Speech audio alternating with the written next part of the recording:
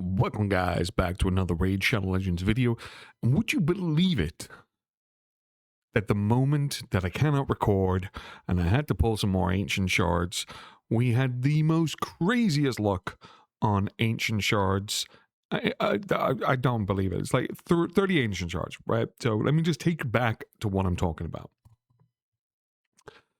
There was a champion chase for the 5-star Ember Soul, and I was at like 6,500 points. And I was like, screw it.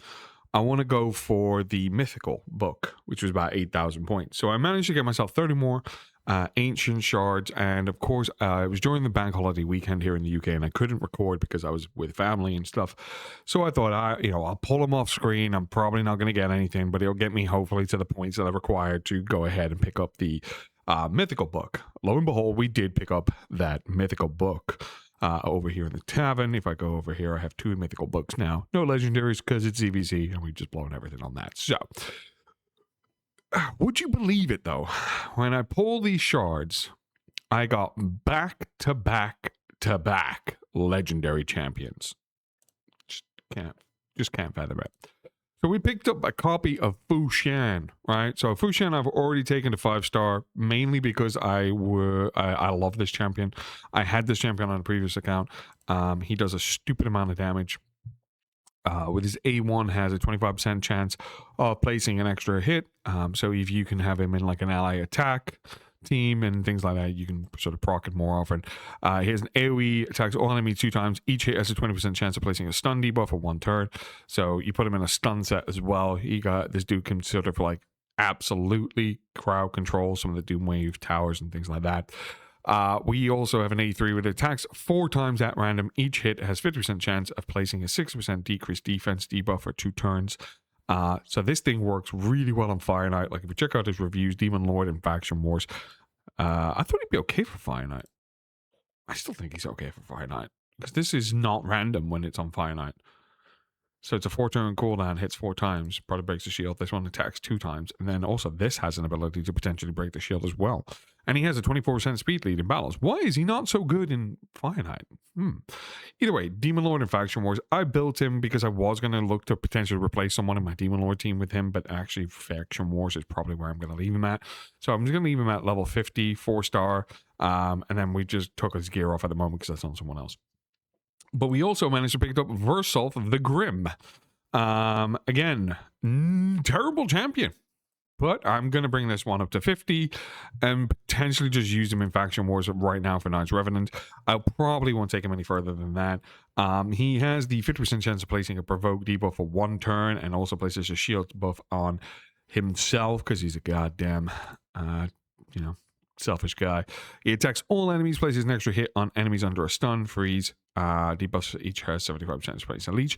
I suppose you could put him with Fu Shan. Fu Shan AoE stuns everybody, then he comes in, hits, and then does an extra hit. Who knows?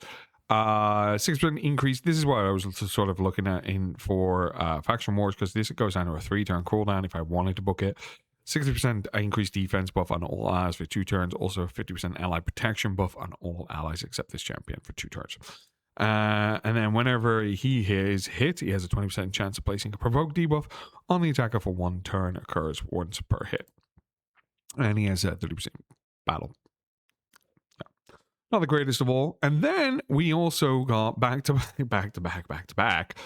We picked up Karana the Fox Hunter. I don't like this guy as much. He was one of my very first ever champions I used with a link code. But yeah, like he's okay for Arena, Faction Wars, Fire Knight a little bit. I never really built this guy even when I had him as a link code. He attacks 1 enemy 3 times. Each has a 20% chance of placing a weaken. He also attacks 1 enemy, places a stun debuff for 2 turns, and grants an extra turn if Yumeko is on the team. Attacks all enemies, has an 80% chance of block active skills debuff for 2 turns. This debuff cannot be resisted if Yumeko is on the same team. And then damage inflicted by the champion cannot be decreased by enemy passive skills, blah, blah, blah, blah, blah, blah, blah, blah. So, 3 legendaries, not great ones. 2 of them I probably won't be using much, but all 3 of them will probably stay at level 50 and just use them for faction wars currently, because I don't see a point of really bringing any more into it. I do need to move a bunch of these back into my storage thing, because I was only using them for faction wars. And I was using for faction wars. Cool. So, yeah, 3 legendary champions back to back. Managed to get that book. I also won the tournament, got an extra legendary book from winning the tournament.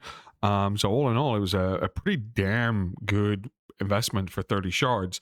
Now, it has left me with very little shards on my account, other than, of course, sacreds, because we keep getting lucky from clan boss. And then we also did pick up one, I think, from the Demon Coalition event, so that was pretty awesome. One of the other champions that we did pull was actually Skullcrusher.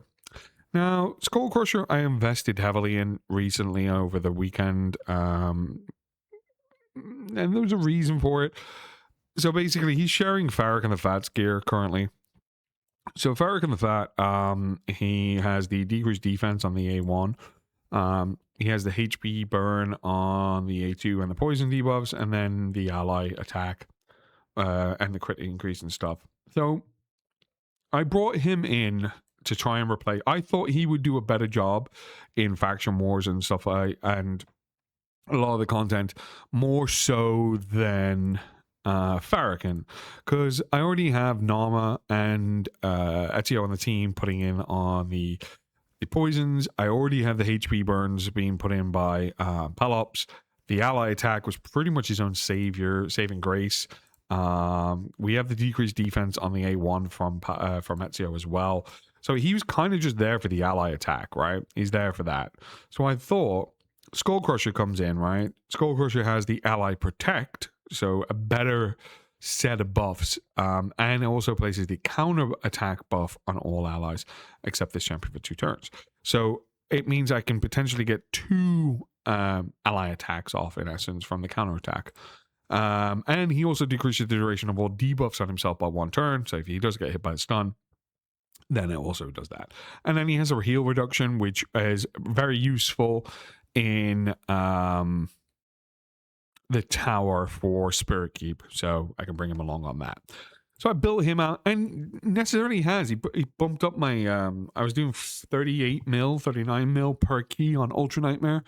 I'm now doing about 45, so he's definitely increased it, and he does not have masteries, so there is more potential to get out of him for the masteries.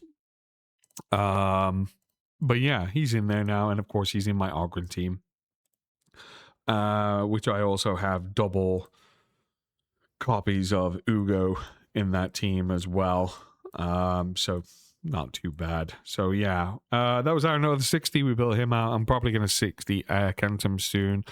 Kenton's masteries are nearly just about finished. We also finishing off Stone Bound Thisbe's masteries. Using her in Hydra, and then I'll also be building out the Ugos for Hydra as well. Who else is masteries? Oh, and Harima's masteries are nearly done as well. So yeah, there we go. 3 brand new legendaries on the team, on the account. Whether or not we'll be using them, I don't know. Bye bye.